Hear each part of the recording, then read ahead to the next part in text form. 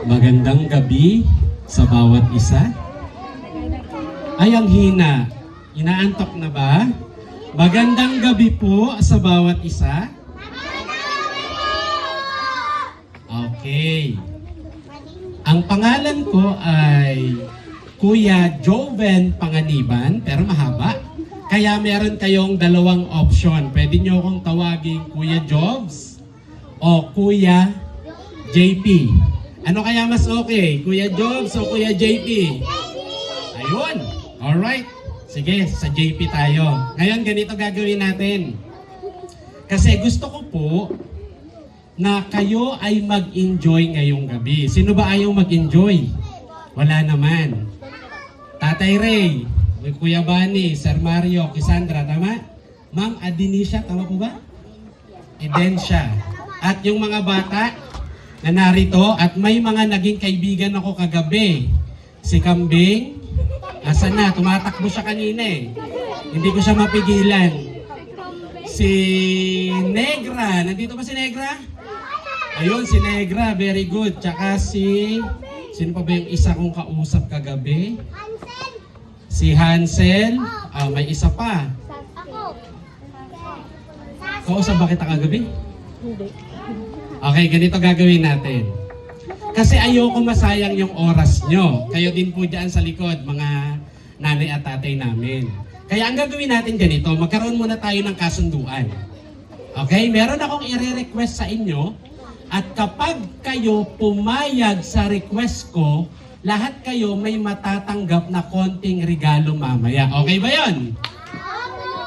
Una kong request, hanggat hindi ko kayo pinapayagan magsalita, huwag kayong magsasalita. Kaya yon? O, ganito gagawin natin. May kasama kasi tayong teacher ngayon. Si Ma'am Jean, babantayan niya sa inyo kung sino ang magsasalita. Pag may nagsalita, disqualified na agad siya sa premyo. Sayang naman. Pwede umubo. Umubo ka lang ng umubo, ate. Ano pangalan mo, ate? Ano na? Si Zaira. Alright? So ngayon, bakit kailangan tahimik kayo? Kasi, maliban dun sa matatanggap nyong premyo mamaya, meron akong special na game sa kalagitnaan ng lesson natin. Kapag kayo di nakikinig, baka hindi kayo matawag. Ganyan na si Kambing, pawis na pawis. Alright. Gusto ko, hanggat maaari, ay matawag kayo doon sa game na gagawin natin mamaya. Sa kalagitnaan nyo ng lecture natin. Kayo po dyan, kasali din. Madali lang naman po yung gagawin. Ngayon, kapag sobra pa yung papremyo natin sa group discussion natin, kasi gusto ko lahat ng pinamili namin, simpleng bagay lang yun, pero sayang naman kung di namin mabibigay sa inyo. Sa group discussion mamaya, may mga dagdag akong tanong base sa lesson na aaralin natin ngayon. Okay? Paano, Kambing? Makinig lang muna kayong lahat. Ano? Si Hansel nga sabi niya may mga fake friend daw. Meron daw kasi silang mga fake name, ma'am, dyan. Aside sa real name nila, ganun daw yung tawag sa kanila ng mga kalaro. Kay Calvin pala yon, mali pala. Ikaw pala si Hansel. Okay, magsimula na tayo. Ready na ba ang lahat? Ano ang request ko sa inyo? Ako lang muna ang magsasalita. Kailan lang kayo pwede? Kapag meron akong ipababasa sa ating screen. Pagkatapos basahin, tigil na ulit magsalita. Malinaw? Okay, so magsimula na tayo. So, Ma'am Jan, re-request ko na lang po dyan na kayo mag-next. Okay po? Pray tayo ulit para mas maintindihan natin yung pag-uusapan natin ngayon. Pikit natin ang ating mga mata. Aming Ama sa Langit, pangunahan niyo po kami ngayon. Kailangan po namin ang inyong karunungan, lalo na po sa mga batang ito na makikinig ng inyong mga salita. Kayo po nawa ang maluwalhati. Hiling namin ang pagtuturo po ng inyong banal na spirito sa pangalan po ng aming Panginoong Jesus. Amen. Ang lesson natin ngayon, tandaan nyo, baka maitanong ko ito mamaya, ay tungkol sa law of love. Sa Tagalog niyan ay batas ng pag-ibig. Tandaan niyo yan, ha? Tungkol saan ang topic natin? Batas ng pag-ibig.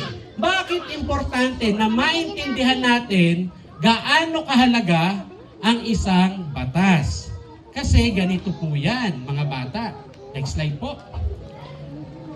Ang mundo natin, ang universe, ang buong paligid, ay merong sinusundan na, next slide po, order.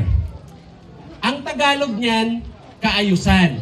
Parang ganito, sa school, kapag nagturo si teacher, gusto niya ba magulo kayo o tahimik? Tahimik! Bakit kailangan tahimik? Kasi pag walang kaayusan, magulo. Pag tinignan natin, lahat ng mga bagay-bagay sa mundo, nilagyan ng Diyos ng order. Batas ng kaayusan.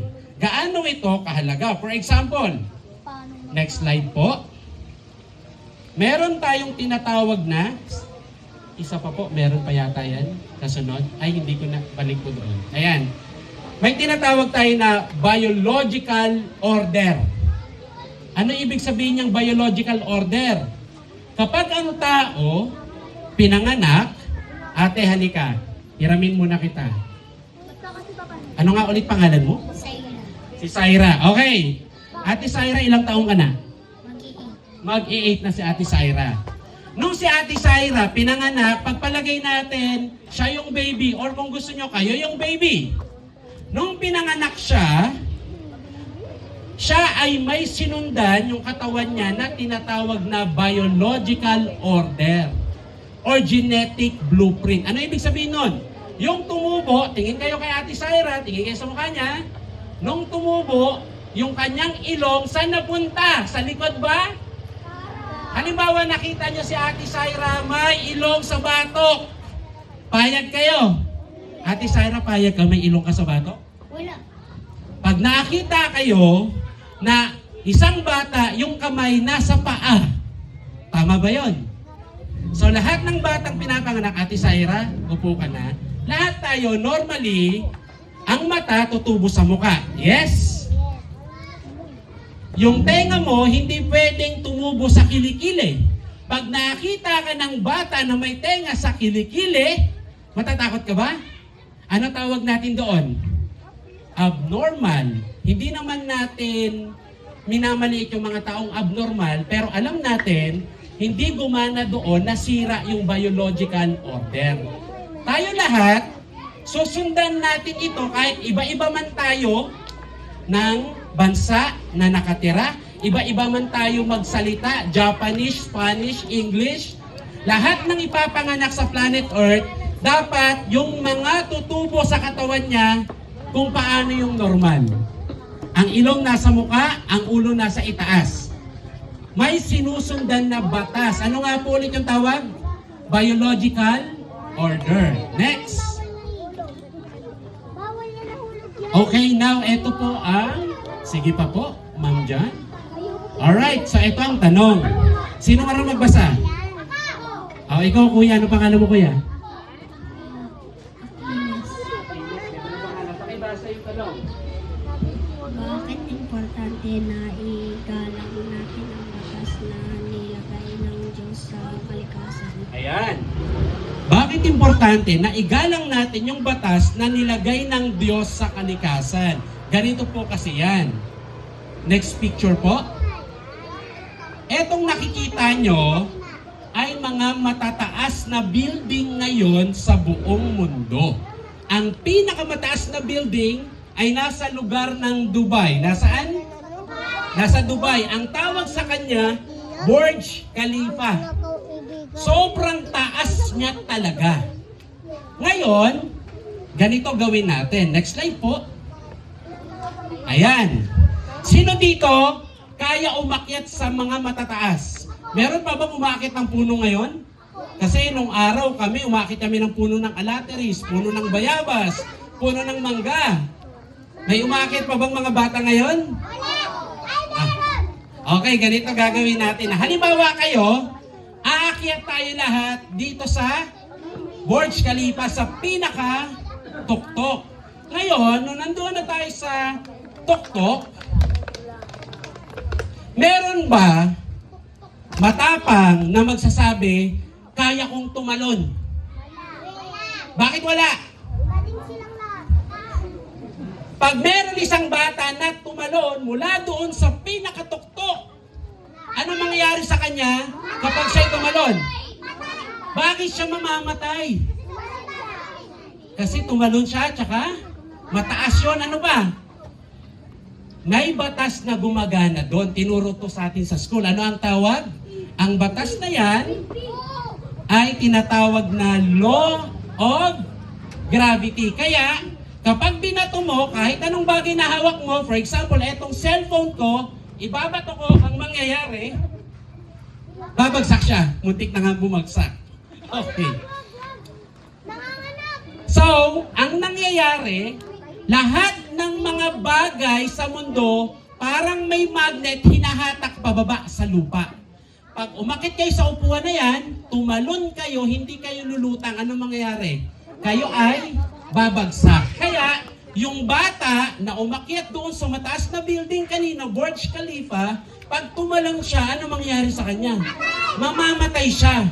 Paano pag sinabi ng isang bata, hindi ako naniniwala sa law of gravity, kalokohan yan.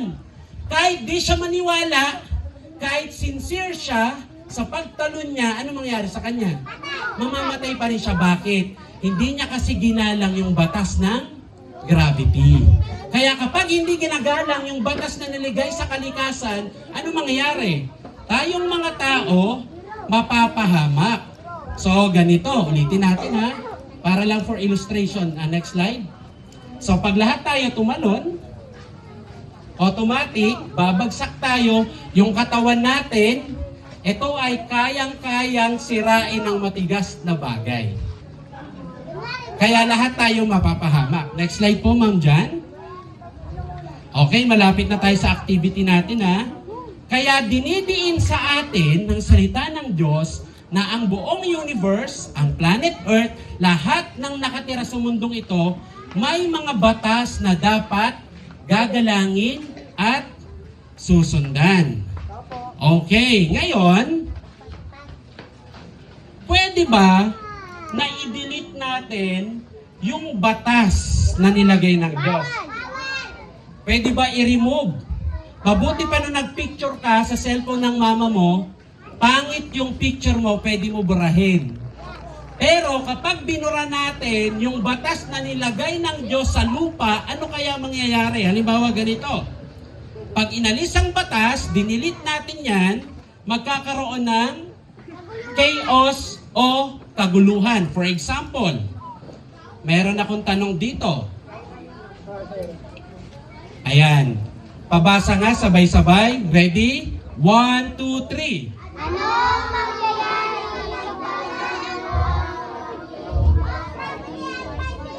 Very good. Nabasa pa din. Ano ang mangyayari kapag nawala yung law of gravity, ilang minuto lang daw? In 5 minutes, anong mangyayari? Ganito ang mangyayari. Una, parang masaya kasi lahat tayo lulutang. Sino dito gusto lumipad? Lulutang tayo lahat for 5 minutes. Pero, pwede ba nito sirain ang mundo kapag nawalan lang ng law of gravity in just 5 minutes? So, after 5 minutes, lahat ay nakalutang. Nakalutang yung mga motor dito sa paligid. Yung CR nyo nakalutang, yung kwarto nakalutang, ang speaker nakalutang, ang basketball ring nakalutang. Lahat nakalutang. For how many minutes? 5 minutes. Pati yung dagat nakalutang. Yung bundok nakalutang. Yung building nakalutang. Lahat tulutang kasi nawalan ng gravity.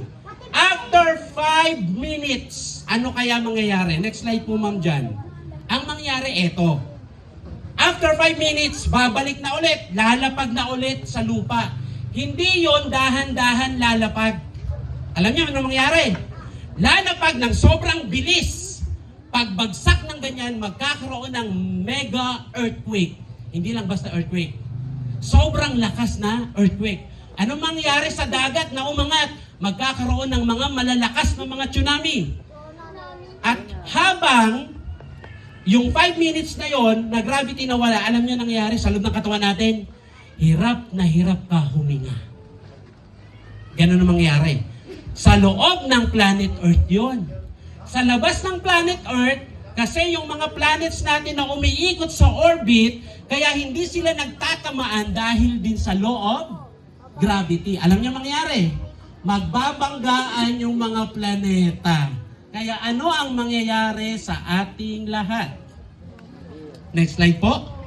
Ang buong planet Earth ay mawawasak. Imagine, nawalan lang ng law of gravity for how many minutes? Only 5 minutes. Ganon kahalaga yung batas na nilagay ng Diyos sa kalikasan. Okay, ngayon, bakit importante na maintindihan natin yung batas ng Diyos? Kasi yung batas ng Diyos, siya din ang nagtuturo ng tama at mali. Importante ba matutunan natin kung ano ang tama at mali? Okay, ganito yan. Ang sabi, balik po tayo sa isang... Ayan na pala. Sige, next slide po. Okay. Bakit importante na malaman natin ang tama at mali? Halimbawa, eto. Lagyan natin ng pangalan. Lagay niyo yung pangalan niyo kung ano. Kayo yan. Kuya, ano pangalan mo? Jinjin. Ha? Jinjin. Jinjin? Parang iniinom pa dati ha. May kalamansi. Alright. Kuya Jin, kunwari ikaw yan. Sasalubungin mo yung malaking truck na yan. Na ang tinatakbo niya, 100 kilometers per hour. Ang lakas ng takbo. Ngayon, di ba anong sinasabi ng mga nanay ninyo? Di ba pag lumabas dyan, kalsada na. Minsan ba, pinagbilinan kayo ng nanay at tatay nyo, uy, pag lalabas ka, dahan-dahan, huwag tatakbo sa kalsada kasi baka ikaw ay mabangga. Bakit? Kasi may law of speed and motion. Ano ibig sabihin? Kapag itong truck na to ay rumaragasa sa kalsada at nandun si Jean sa gitna, kahit mag-pray pa siya at magbasa ng Bible, at kahit sabihin niya, love na love ko talaga yung mami at daddy ko, kahit ganun pa siya ka-sincere, pag tinamaan siya ng truck na yan, ano mangyayari sa kanya? Kaya, kung ikaw naintindihan mo ang tama at mali, naintindihan mo yung laws of speed and motion, hindi ka pupunta at tatambay sa gitna ng kalsada. Pag nandun ka sa gitna ng kalsada, tama ba yon? Mali. Ano ang tama? Dapat nandun ka lang sa gilid. Kung tatawid ka naman, anong ginagawa natin? Titingin ka sa kaliwa. Titingin ka sa kanan, tapos tatakbo ka na mabilis. Para di ka mabangga. Kasi, gagalangin mo yung law of speed and motion. Kasi pag di mo yan ginalang, fiction ng batas, mamamatay ka. Kaya tinuturo ng batas na yon yung tungkol saan? Sa tama at mali. Okay, eto na, malapit na tayo sa activity natin. Sige pa po, next slide po tayo. Ayan. Sige pa po, Ma'am Jean. Ma'am John, nagpasa na po natin yan. Wag na po yan. Ayan. So gagawin na natin yung activity natin. Okay? Ang tawag sa activity na to, mahiwagang salamin. Kukunin nyo na lang later yung inyong reward. Okay? Later na. Wag na yan para di tayo magkagulo. Ngayon, kailangan ko, dito muna tayo sa likod. Siguro dito tayo sa... Bago kayo, dito muna tayo sa mga tatay natin, mga kuya. Kuya Bunny, okay ba? Ikaw muna ang unang volunteer. Punta ka dito sa harap. Ma'am Jean, pahiram ako ng gamit natin.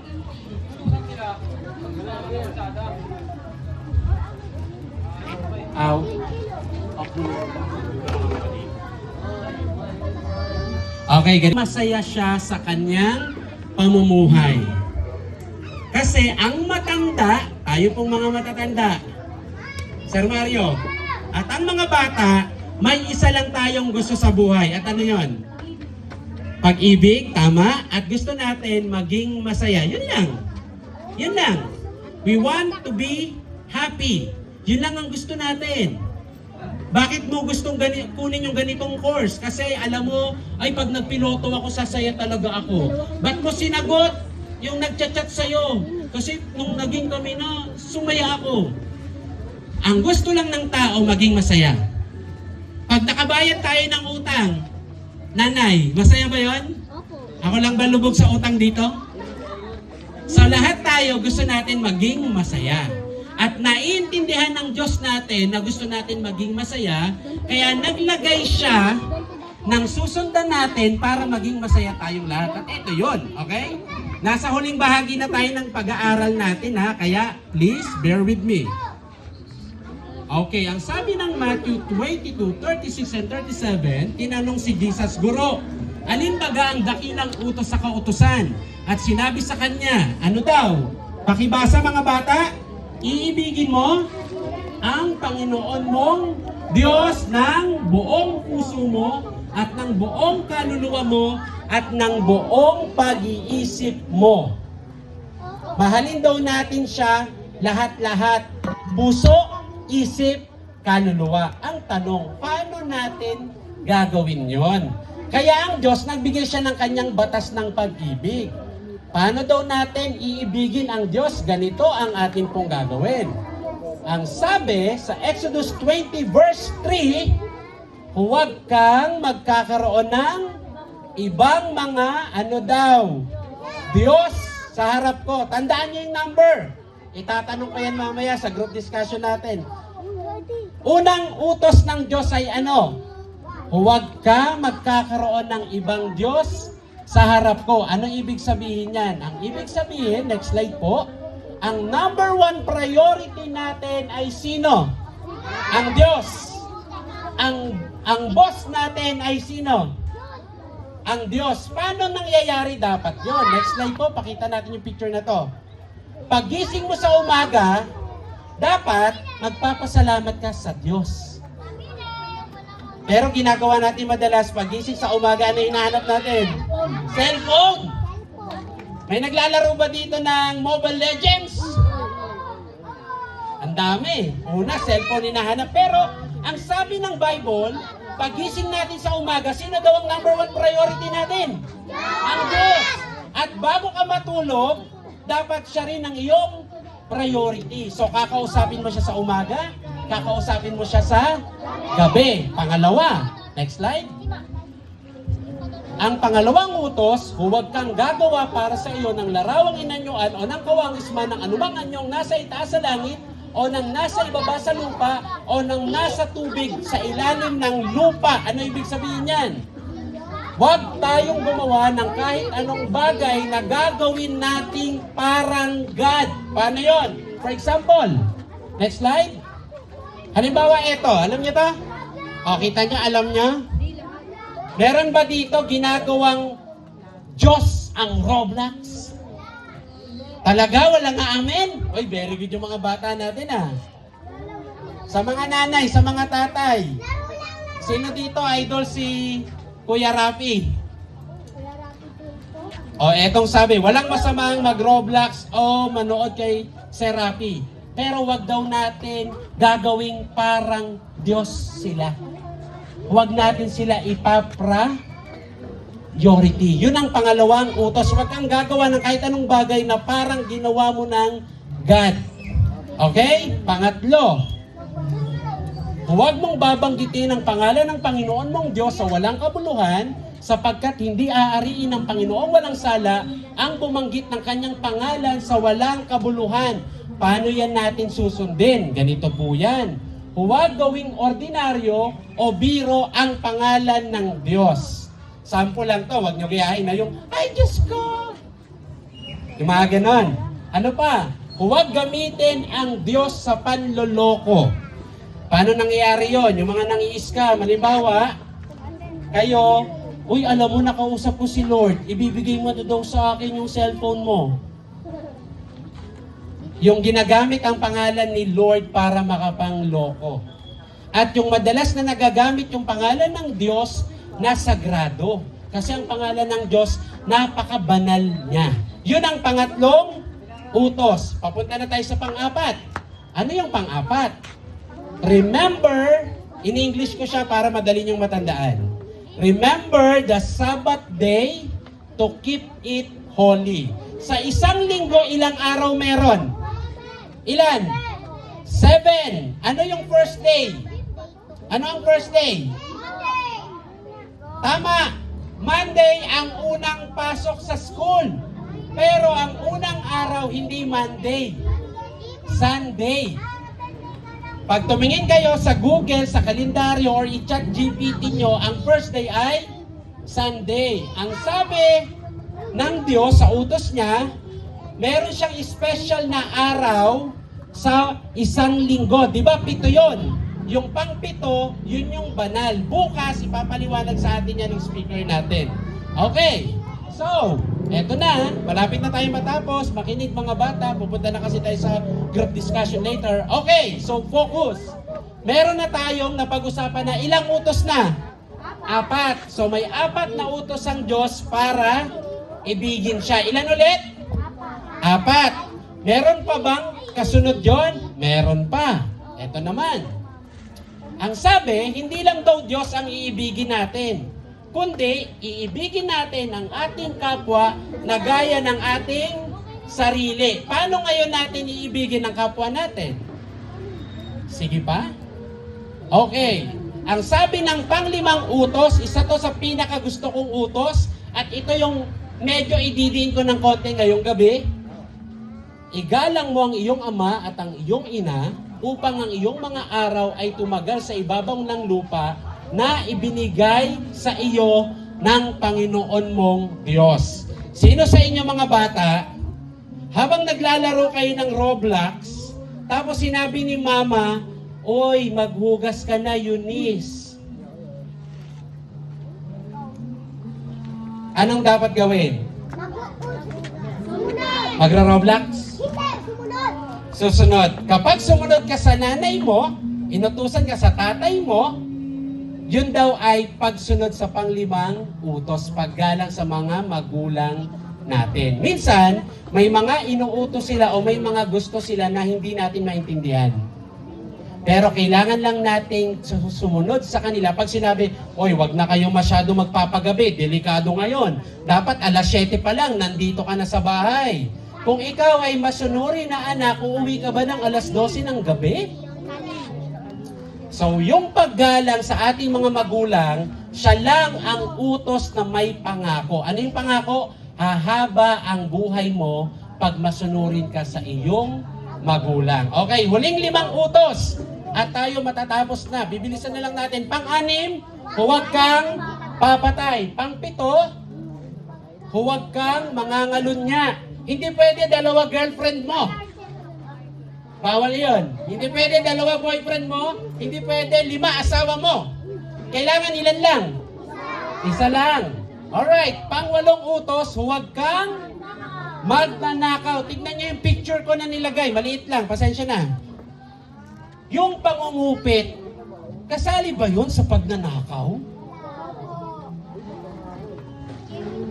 Humingi ka yung mama ko. Kaya lang, "Nak, wala akong pera." Alam mo saan nakalagay yung wallet? May kamay bang gumagapang tapos konti-konti binubuksan yung wallet? Ay, very good si ate. Very good si Syra. Alright? So, pang 8 utos, huwag kang magnanak. Mga tatay, pasensya na, hindi ko mapalawak na masyado kasi mas marami yung audience sa ating mga bata. Pero after this crusade, magkaroon tayo ng mas malalim na Bible study sa bagay na to. Alright, so, pang-9, huwag kang magbibintang sa iyong kapwa. Ikaw kumuha ng tsinelas ko eh. Ikaw kumuha ng notebook ko eh. Yun pala, naiwan mo sa bahay. Yung pagbibintang daw, bawal yun. Pang-ilang utos yun? Pang-9. And ang panghuling utos ng Diyos, in-English ko siya kasi medyo malalim sa Tagalog. Ang pang-10, do not want anything that belongs to someone else. Yung classmate mo naka-iPhone 17 Pro Max. Tapos ikaw yung cellphone mo, basag pa yung LCD. Tapos hindi mo na siya matouch, naka-scotch tape pa. Huwag ka daw maiinggit sa kanya. Okay? Matuwa ka na lang na meron siya i-close mo na lang siya, baka pahiramin ka pa. And then mayaman siya, close kayo, pinapasaya mo siya. Pag nagkaroon ng iPhone 18, bibili siya, baka ibigay siya yung iPhone 17. Goods ba yun? Alright, so eto na. Kanina, ilan yung utos? Yung kanina, 4. Yung sa atin naman, yung utos para sa Diyos, 4. Yung utos para sa tao, paano natin mamahalin yung kapwa natin? Ilan? 6. So, yung 4 plus 6 is equals to 10. Kaya ilan ang batas ng Diyos? Next slide po. Meron tayong tinatawag na 10 commandments. Balikan natin yung illustration natin kanina.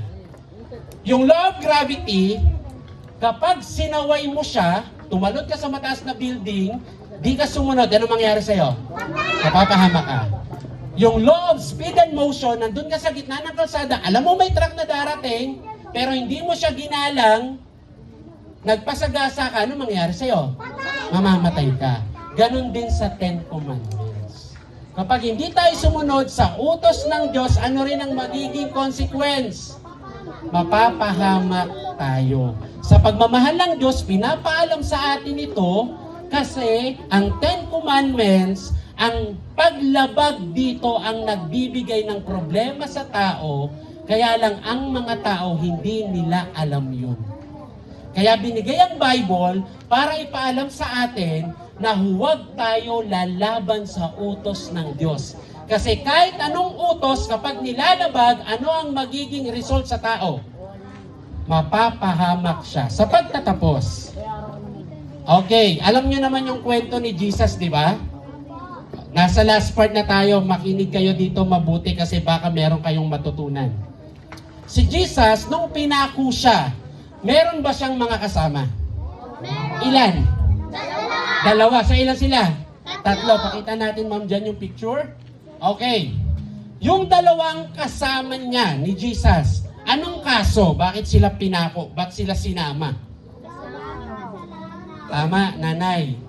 Yung kaso nung dalawa, magnanakaw. Bakit kaya hindi pinili mamamatay tao?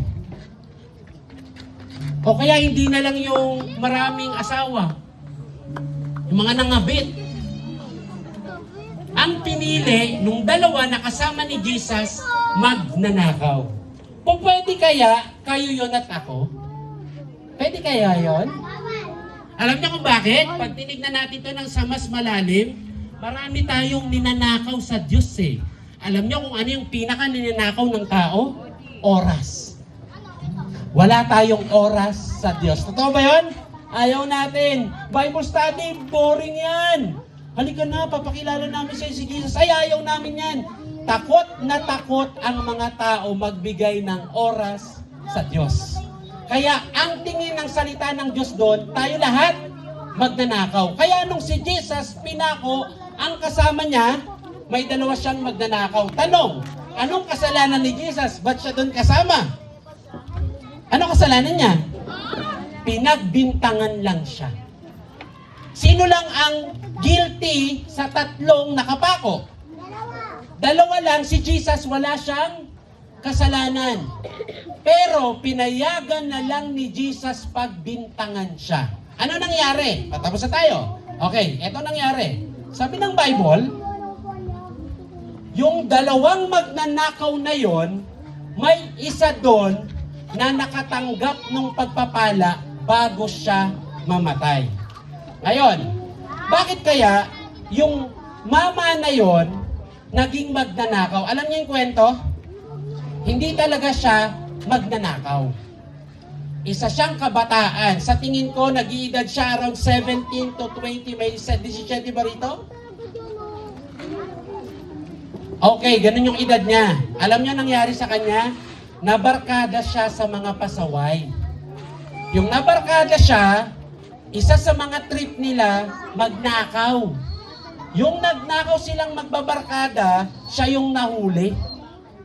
Ngayon, napakaswerte naman, nung namimili ng mga paparusahan para ipapatay, ang natsyempohan na pinili, kasama siya. Pero si Jesus, nakikita niya na palagi doon sa paligid na nag-ministry, tumutulong sa mga may sakit, nangangaral, ayaw niyang lumapit. Ayaw niyang maniwala. So lagi niya lang tinatanaw si Jesus sa malayo, pero ayaw niyang lumapit kasi sa tingin niya hindi naman siya karapat-dapat. Kaya lang, nung nandun na sila sa cross, magkatabi na sila, wala na siyang choice. Sabi nung magnanakaw sa kabila, sabi niya, kung ikaw talaga yung inaantay namin na general warrior, tumakas tayo dito. Alam niyo, ginawa nung magnanakaw na yan, sabi niya, huy, ano ka ba? Kaya tayo pinako, deserve natin kasi magnanakaw tayo, gumawa tayo ng masama. Pero siya, hindi niya deserve na kasama natin siya. Alam niyo kung anong sinabi niya kay Jesus? Huling talata na babasahin natin. Sa Luke 23:43. At sinabi niya sa kanya, katotohanang sinasabi ko sa iyo ngayon, ay kakasamahin kita sa paraiso. Bakit ito sinabi ni Jesus? Habang si Jesus naghihingalo sa cross, hirap na hirap si Jesus. Alam niyo gaano kasakit yung nararamdaman ni Jesus nung time na yon? Bawat hinga, kirot. At tandaan nyo, yung likod niya gutay-gutay. Inalagay sa kahoy na hindi makinis yun. Puno lang yun, nakinuha, hindi yung pinakinis. Nilagay siya doon. Pinako yung kamay at yung paa. Ganon din sa dalawang magnanakaw. Pero yung dalawang magnanakaw, hindi na binugbog, pinako agad. Pero si Jesus, pinagbubugbog muna siya bago ipako. Hirap na hirap si Jesus. Ngayon, ang nagpalakas ng loob niya, yung katabi niyang magnanakaw. Kasi parang lahat hindi naniniwala sa kanya. Ngayon na lang tayo naniniwala kasi history na. Pero kung mabubuhay tayo sa time na yon, baka kasali tayo sa mga hindi maniniwala. Kasi kahit yung mga alagad niya, tumakbo sila Peter, si James, ang naiwan lang doon si John, kasama niya yung nanay niya, nakatingin sila sa cross, na parang lahat hindi naniniwala sa kanya, may isa lang na nagpahayag na naniniwala. Sino? Yung katabi niya sa cross. Anong sabi niya?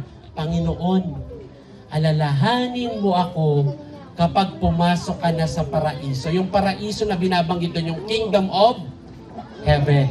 Ano sagot ni Jesus? Sinasabi ko sa iyo ngayon, makakasama kita sa paraiso. Alam niyo nung sinasabi yun ni Jesus, para daw may liwanag na kumislap sa mukha niya, na nakita din ng mamang magnanakaw na naghihingalo na rin. Alam niyo, nung namatay sila parehas, nung araw na yon, parehas sila payapa ang mukha. Etong tanong ko sa pagtatapos natin, yung magnanakaw na yon, pag muling bumalik si Jesus sa kanyang second coming, bubuhayin ba yun at pupunta sa kaharian ng langit? Yes. Pero bakit magnanakaw siya? Pinatawad ba siya ni Jesus? Tinanggap ba siya? Ano sinasabi nito sa atin? Sa mga nanay at tatay, tayo po sa tanda na natin sa buhay na ito, alam natin, marami tayong nagawang kasalanan. Tama po? Alam niyo yung kasalanan niyo, alam ko yung kasalanan ko. Ang sabi ng banal na kasulatan, ang kabayaran ng kasalanan ay kamatayan. Hindi ito yung pagkamatay mo ngayon na ililibing ka. Ang tawag doon ng Bible, pagtulog lang. Bakit? Gigising pa ulit. Yung kamatayan na binabanggit, ito yung kamatayan na tatanggap ka ng parusang pang walang hanggan. Hindi ka na mag-i-exist, ibig sabihin. So, yung kamatayan na binabanggit dito, yung kamatayang pangalawa, second death, doon tayo niligtas ni Jesus. Kaya yung mga kasalanan natin po, binayaran na yun. Walang nakasunod sa utos niya. Kayo mga bata, lalaki kayo, mag-i-struggle kayo sa buhay. Magkakaroon kayo ng stress na ba kayo ngayon?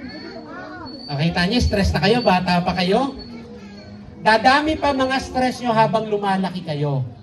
Mahihirapan tayo sumunod sa utos ng Diyos kung sa sarili lang nating lakas. Kaya pinapakita dito sa huling lesson natin na kaya natin makasunod sa Diyos sa pamamagitan ng lakas at biyaya niya. Kaya tayo na mga pupunta sa kaharian ng langit, hindi tayo papasok doon. Sabi ng Bible sa Revelation 22:14, lahat lang ng papasok ay yung mga lumalakad sa batas ng pag-ibig ng Diyos. At paano lang tayo daw makakalakad sa batas niya? Kapag natutunan natin mahalin ang ating Panginoong Jesus. Kaya kami nandito kasi pinapakilala namin sa inyo gaano kasaya maglingkod kay Jesus. Hindi po namin kayo isasama sa religion namin. Ang pakay lang namin, maibahagi sa inyo yung mga liwanag na ito, bahala po kayo magdesisyon. Bakit? Dahil habang ang tao natututo lumabag sa utos ng Diyos, hinahanda niya lang yung sarili niya na mapahamak. Ayaw po namin kayo mapahamak. Kaya po kami nandito, pinapaalam po namin ito sa inyo. Kaya sa gabing ito, gusto ko humingi ng apil sa inyo. Kung nararamdaman mo sa puso mo, sa mga matatanda kong kasama at sa mga maliliit na bata dito, na gusto mo sumunod kay Jesus, maaari ba tayong tumayo? Tayo po tayo mga minamahal. And itong mga binibigay namin sa inyong mga konting Bible study, hindi pa talaga ito yung ganda ng salita ng Diyos. Sana po magkaroon kami ng opportunity na mabigyan kayo ng mas magandang pag-aaral pa sa inyong mga tahanan. Sana po paunlakan niyo yung aming imbitasyon pagkatapos po ng programming ito. Meron na lang tayong 2 gabi and then matatapos na.